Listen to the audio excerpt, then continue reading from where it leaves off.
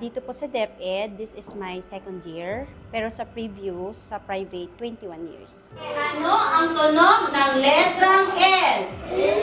Bilang isang guro, grateful, tsaka thankful. At hindi ko ma-imagine na yung mga ganyang kaedad ay after the end of the year, matututo silang bumasa. Isa pa nga. I am Teacher Joy of FAES. I'm teaching kindergarten, section Verde and Pula. Ako. Actually, ang learning materials ay napakahalaga, importante talaga sa pagtuturo dahil yan po talaga yung ating kailangan para mapadali o mapahusay lalo yung mga batang mag-aaral sa pagbabasa. Napansin ko po, mas mabilis po siyang nakapagbasa at naintindihan yung mga tunog po ng letra.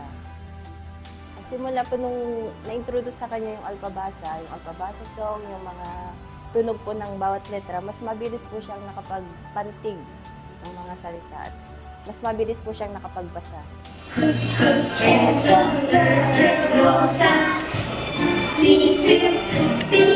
Mas madali at maintindihan lalo ng mga bata kung meron tayong materials na ipapakita sa mga bata o ipapagamit sa mga bata. Ang alpabasa po ay napaka-detailed niya. Systematic po siya talaga.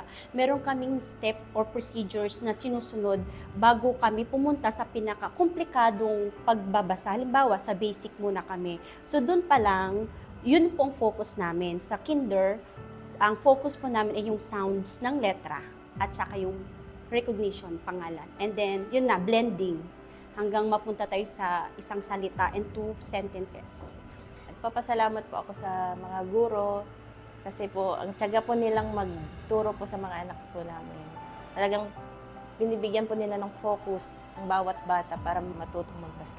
Ang goal po natin ay matuto yung mga young learners natin na magbasa ng maaga. O nagpapasalamat kami sa mga taong gustong tumulong o mag-donate sa program na ito dahil malaking impact po ito sa mga young learners, lalo na yung mga, let's say, sa DepEd, kasi mostly wala silang gamit sa bahay. At least dito man lang sa school ay matutukan namin sila matutong bumasa.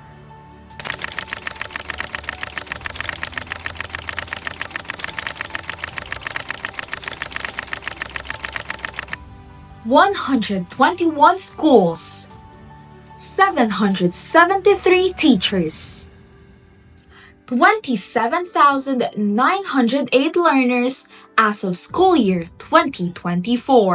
You can help grow this number. Donate to Read to Achieve Foundation Philippines Incorporated and help make every Filipino child a reader. Visit us online at Read to Achieve PH and at alpabasa.program.